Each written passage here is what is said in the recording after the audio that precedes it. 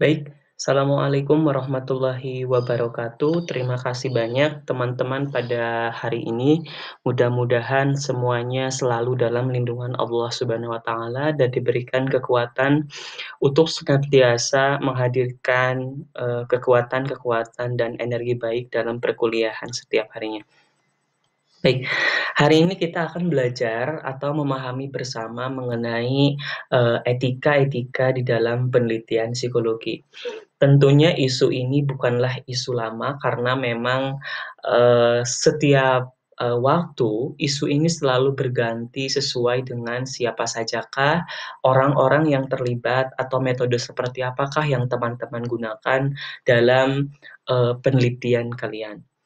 Nah, perlu disampaikan kenapa penelitian psikologi menjadi penting.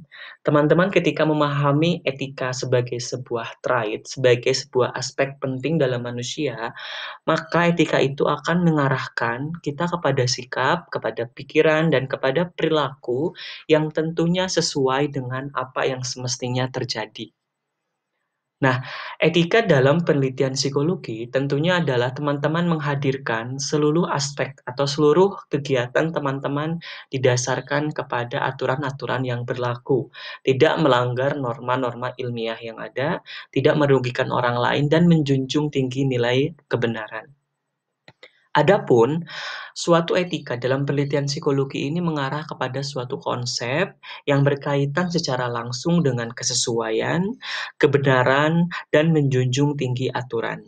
Dan secara tidak langsung ataupun secara langsung ternyata etika ini sangat berkaitan dengan kehidupan kita sehari-hari, baik berkaitan dengan kehidupan kita di dalam keluarga, di dalam masyarakat, ataupun yang saat ini sedang teman-teman hadapi, yaitu berperilaku etis sesuai dengan dasar-dasar yang ada di dalam penelitian teman-teman. Baik, kemudian ada goal yang sebenarnya harus teman-teman pahami ketika akan berbicara mengenai penelitian.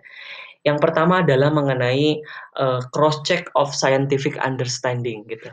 Nah, etika dalam penelitian ini tentunya adalah menjadi dasar ketika kita akan melakukan cross check atau melakukan konfirmasi terhadap ilmu pengetahuan yang sudah kita peroleh. Apakah sesuai dengan maksud dan tujuan atau tidak. Yang kedua adalah tentunya adalah human right atau hak asasi manusia. Karena kita adalah psikologi, tentunya responden yang akan berkaitan atau face to face dengan kita adalah manusia. Tentunya kita perlu memperhatikan hak-hak asasi yang ada dalam manusia itu sendiri. Yang ketiga adalah intellectual property. Nah, berkaitan dengan hal ini, tentunya seluruh proses yang teman-teman lakukan akan berkaitan dengan hak-hak yang mungkin sudah hak karya, hak cipta yang mungkin sudah ada dalam masyarakat. Misalnya dalam penggunaan alat ukur, tentunya teman-teman harus memperhatikan aspek hak cipta karena itu akan menjadi bagian penting di dalam etika penelitian ini. Kemudian selanjutnya adalah developing science and knowledge. Nah, ini adalah tentunya menjadi harapan kita semua ketika setiap proses yang kita lakukan dalam penelitian psikologi mengeluarkan atau pada akhirnya akan berujung kepada perkembangan ilmu pengetahuan itu sendiri. Dan yang terakhir adalah tentunya adanya menjunjung etika itu akan sama halnya dengan membangun budaya integritas di dalam diri kita. Nah, yang kemudian ini yang biasanya dilakukan oleh banyak mahasiswa, stop do this. Nah, biasanya mereka seringkali melakukan beberapa research misconduct atau beberapa pelanggaran-pelanggaran penelitian. Salah satunya adalah plagiarism. Sudah tahu bahwa plagiarisme mungkin ditentukan oleh faktor internal dan eksternal, banyak sekali faktor yang melatar belakanginya. Kemudian adanya plagiarisme itu adalah suatu proses duplikasi, penjiplakan atas hak karya orang lain, copy paste yang tidak dilandasi atau tidak diikuti dengan citing reference atau mengutip reference yang kita copy tersebut. Yang kemudian yang kedua adalah publication atau publikasi. Hal ini berkaitan dengan kita membuat data palsu untuk melancarkan proses kegiatan kita itu tidak boleh sekali ya, kayak teman-teman membuat sebuah, kutipan wawancara yang bukan pada subjek aslinya, kemudian kalian melakukan tipuan dan lain sebagainya. Yang ketiga ada falsifications atau falsifikasi. Ini berkaitan dengan, data yang kalian sering modifikasi. Misalnya pada data kuantitatif, hasilnya tidak signifikan. Kemudian untuk mendapatkan hasil yang signifikan, kalian melakukan falsifikasi atau melakukan modifikasi data, sehingga datanya itu terlihat lebih bagus atau dapat diterima. Selanjutnya adalah, apa yang harus kalian lakukan ketika kalian akan menemukan pelanggaran-pelanggaran tersebut, atau kegiatan-kegiatan yang bisa kalian lakukan untuk mengantisipasi praktek-praktek yang tidak benar tersebut. Di antaranya adalah melakukan paraphrasing.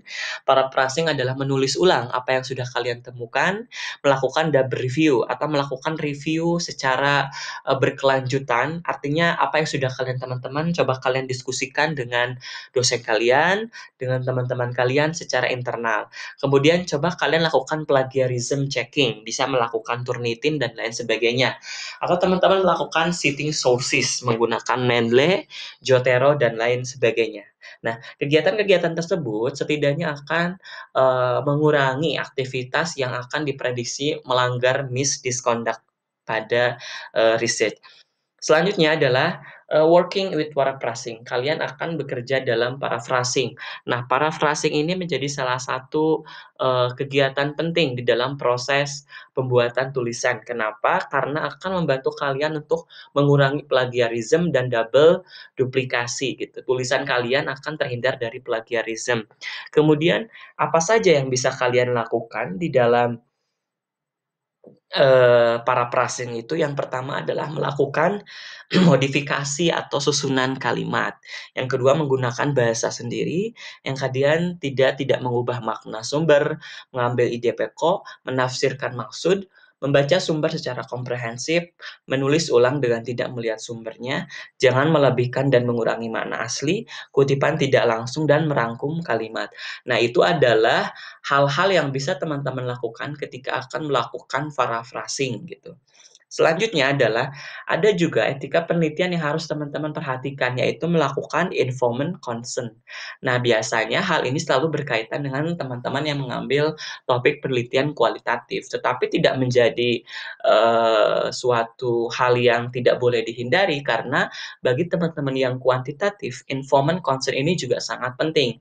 Misalnya ketika kalian akan menyebarkan kuesioner atau angket, teman-teman harus sejak awal secara eksplisit menjelaskan bahwa kesukarelaan atau mohon izin kesediaan subjek untuk mengisi kuesioner. Lalu sebenarnya untuk kualitatif yang sifatnya lebih mendalam, hal-hal apa sajakah yang harus ada di dalam informed consent itu? Yaitu yang harus responden tahu itu adalah tujuan penelitian. Mereka harus tahu maksud dari apa yang akan kita lakukan, apa yang akan mereka lakukan dan lain sebagainya. Kemudian waktu penelitian, teman-teman harus ingatkan kepada subjek berapa lamakah penelitian ini akan berlangsung, sehingga mereka akan diberikan kepastian. Yang ketiga adalah teknis dan proses.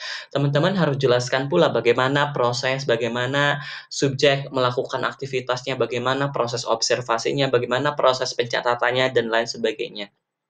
Kemudian pemutusan hubungan. Nah, ini bisa saja menjadi pilihan subjek ketika mereka tidak merasa nyaman lagi untuk melakukan penelitian.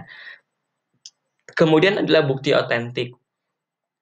Bagian ini harus ada di dalam penelitian, di mana subjek harus mendapatkan lembar persetujuan yang sudah ditandatangani secara tertulis oleh kita, dan ada pihak-pihak yang terkait, supaya akan menjadi bukti bahwa penelitian ini terlaksana dengan sangat valid. Kemudian yang terakhir adalah manfaat dan konsekuensi. Tentunya teman-teman sejak awal dan selama proses itu berlangsung, teman-teman harus menjelaskan dengan detail apa manfaat yang bisa mereka terima, baik itu material ataupun non-material, dan konsekuensi-konsekuensi yang mungkin akan mereka terima gitu.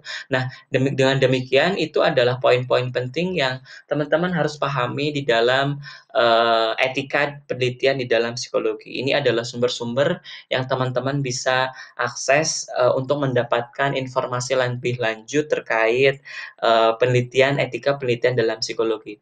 Sekian, sangat singkat sekali, mudah-mudahan ada manfaatnya, lebih lanjutnya silakan diskusikan di dalam grup.